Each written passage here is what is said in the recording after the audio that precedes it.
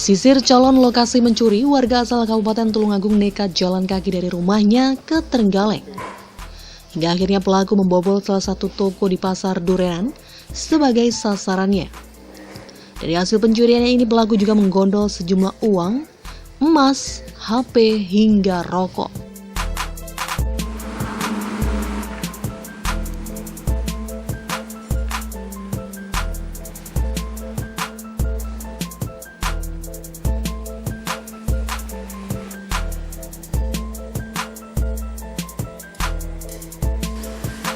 Kasus pencurian dengan pemberatan di Pasar Durenan ini diketahui terjadi pada 4 Februari kemarin.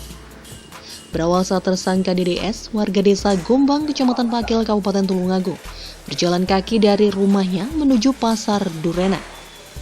Selanjutnya tersangka mengintai salah satu toko yang ada di pasar tersebut sejak pukul 9 malam, dan saat situasi dirasa sudah aman, sekitar pukul 1 dini hari tersangka membobol toko milik Katmini, warga desa Ngadisuko, Kecamatan Durenan, menggunakan obeng yang ditemukan dari depan bengkel. Menanggapi hal ini, Kasat Reskrim Polres Trenggalek Ibtu Bima Sakti menyampaikan, pelaku masuk ke dalam toko dengan cara merusak engsel kunci pintu toko, dan dari hasil pencurian tersebut tersangka menggondol sejumlah barang yang ada di toko, seperti halnya 80 bungkus rokok, 1 unit HP, emas 7 gram beserta suratnya, hingga uang tunai sejumlah 3,8 juta rupiah.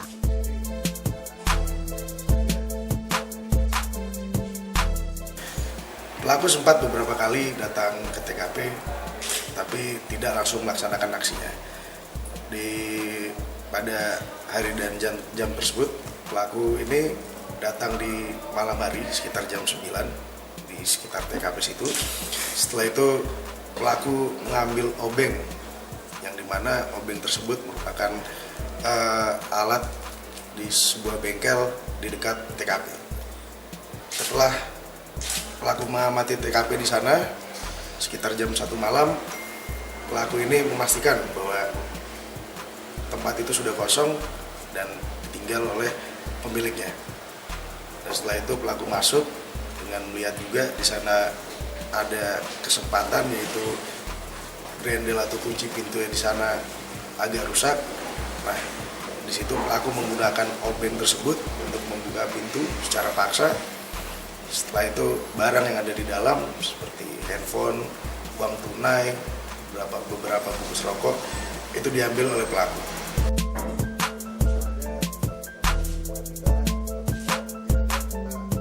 Bima juga menambahkan, setelah menggondol barang-barang dari toko korban, tersangka langsung melarikan diri keluar kota. Sementara itu beberapa barang hasil curiannya ada yang dipakai sendiri dan ada juga yang langsung dijual untuk memenuhi kebutuhannya selama di dalam pelarian.